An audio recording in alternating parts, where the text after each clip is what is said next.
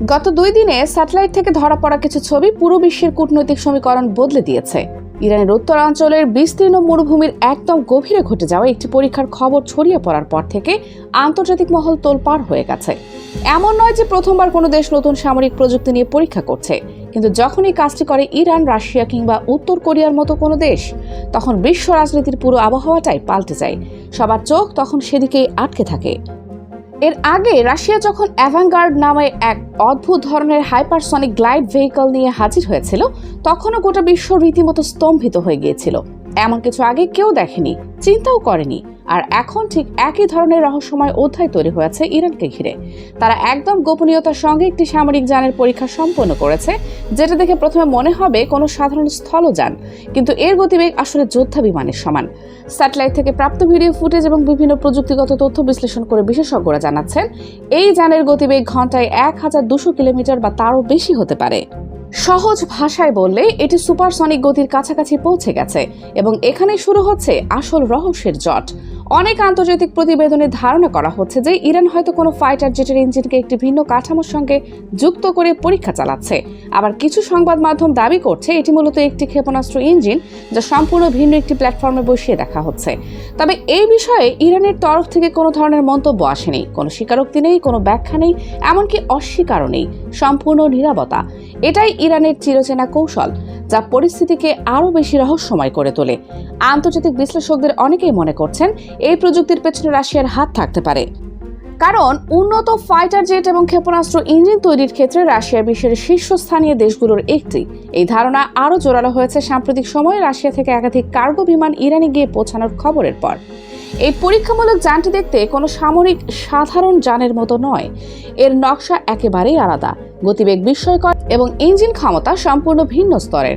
বিভিন্ন সূত্র থেকে জানা যাচ্ছে যে ইরান বহু বছর ধরে চুপচাপ এই প্রকল্পের উপর কাজ করছে এবং এখন প্রথমবারের মতো সেটাকে পরীক্ষার পর্যায়ে নিয়ে এসেছে।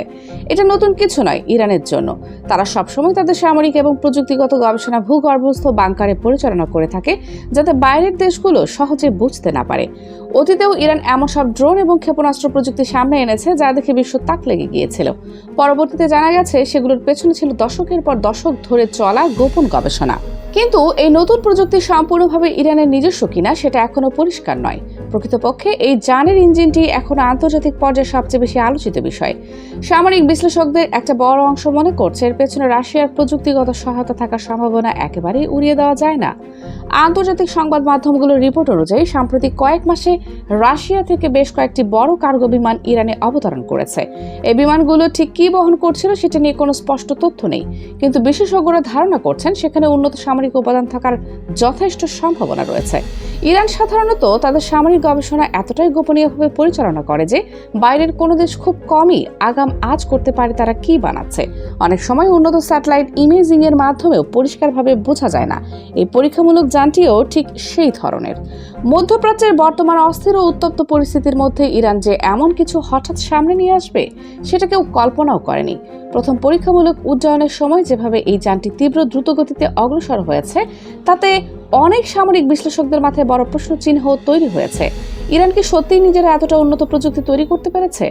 কারণ এত উচ্চগতির একটি পরীক্ষামূলক যান তৈরি করা শুধুমাত্র অর্থের ব্যাপার নয়।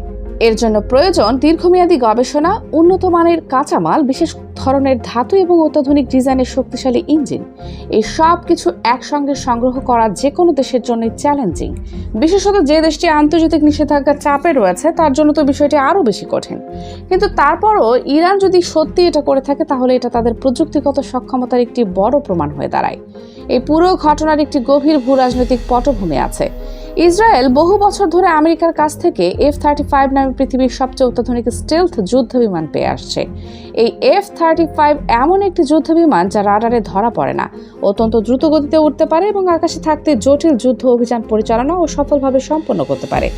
এটি এক ধরনের প্রযুক্তিগত শ্রেষ্ঠত্বের প্রতীক, এবং ইসরায়েল দীর্ঘদিন ধরে এই আকাশ শক্তি ব্যবহার করে নিজেদের দৃঢ় অবস্থান বজায় রেখেছে মধ্যপ্রাচ্যে। ঠিক এই বাস্তবতার মাঝে ইরানের এই নতুন পরীক্ষামূলক সামরিক যানের আবির্ভাব পুরো অঞ্চলের নিরাপত্তা সমীকরণকে নতুন করে ভাবতে বাধ্য করেছে।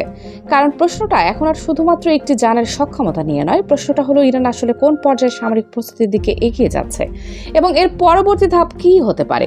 যদি ইরান সত্যি সুপারসনিক গতিসম্পন্ন কোনো সামরিক প্ল্যাটফর্ম তৈরি করে থাকে, তাহলে এটি আঞ্চলিক শক্তি ভারসাম্যে বড় ধরনের পরিবর্তন আনতে পারে। এতদিন যে প্রযুক্তিগত ব্যবধান ছিল সেটা হয়তো কমে আসছে, এবং সেটাই পশ্চিমা দেশগুলোকে উদ্বিগ্ন করে তুলছে।